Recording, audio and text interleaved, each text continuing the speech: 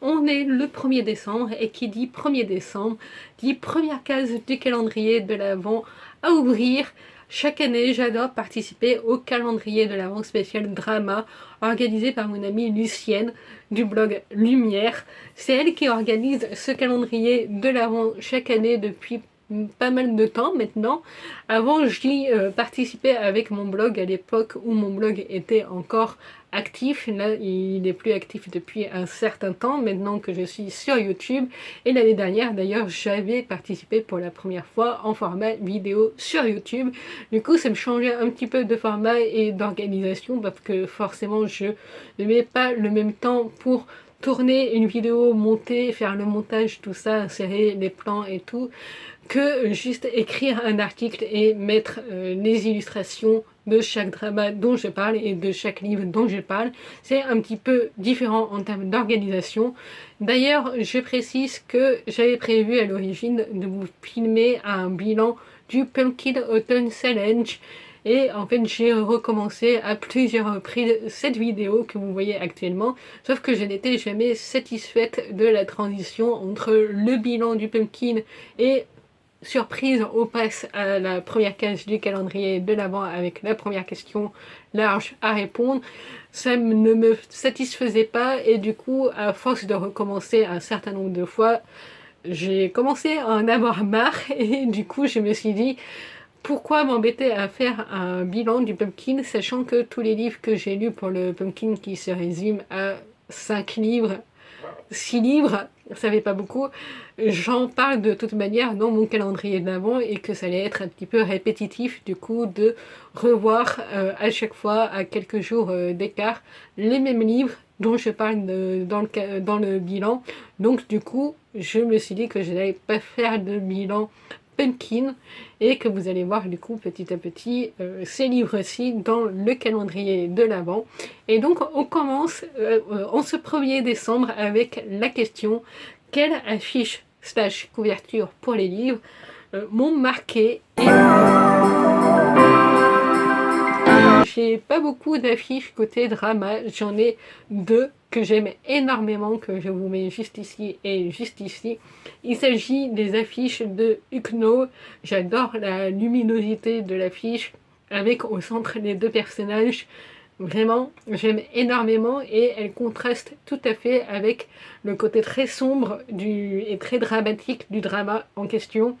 L'affiche apporte pas mal d'espoir et laisse espérer justement le spectateur qui se questionne est-ce que je vais regarder ou pas, et qui voit le poster et qui se dit pourquoi pas, ça annonce quand même une certaine luminosité et du coup ça donne un petit peu d'espoir et j'aime énormément cette affiche pour ça.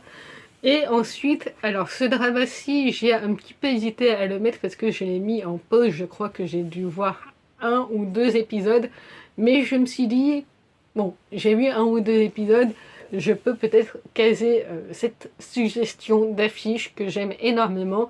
Il s'agit de celle de Sword Rose, qui est un thriller policier chinois que je n'ai pas vu énormément passer sur les réseaux. J'ai vu quasiment 0 avis, je crois, sur mon entourage de Dramavore. Mais j'aime énormément cette affiche qui représente totalement l'ambiance sombre, en tout cas des 2 premiers épisodes que j'ai pu voir de ce drama-ci. Mais du coup, ça reste l'affiche de Ukno que je désigne gagnante. Et pour la plus belle couverture, alors là c'est totalement différent, j'ai un choix énorme parmi toutes les couvertures sublimes des livres que j'ai pu lire cette année. On commence avec le tome 3 de Tarot que je suis en train de lire en ce moment, et il y a aussi d'ailleurs La mer chantera ton nom que je suis aussi en train de lire en ce moment.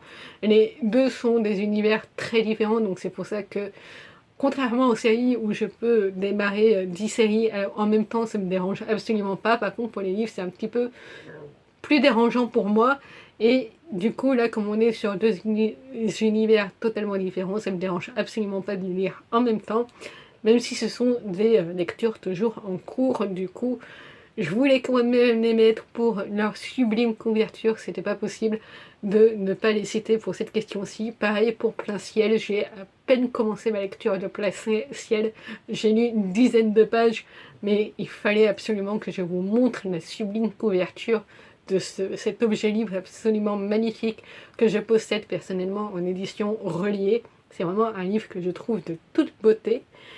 Et du coup, pour les livres que j'ai réellement terminés, que j'ai lus du début à la fin, et voilà, j'ai terminé, qui sont un petit peu plus légitimes, je pense, j'ai choisi de mettre en avant La Bénédiction des cieux, connue aussi sous le nom de Heaven Official Blessing, le tome 1, que je possède aussi dans son édition collector reliée, que je trouve magnifique avec un âge-page absolument sublime aussi.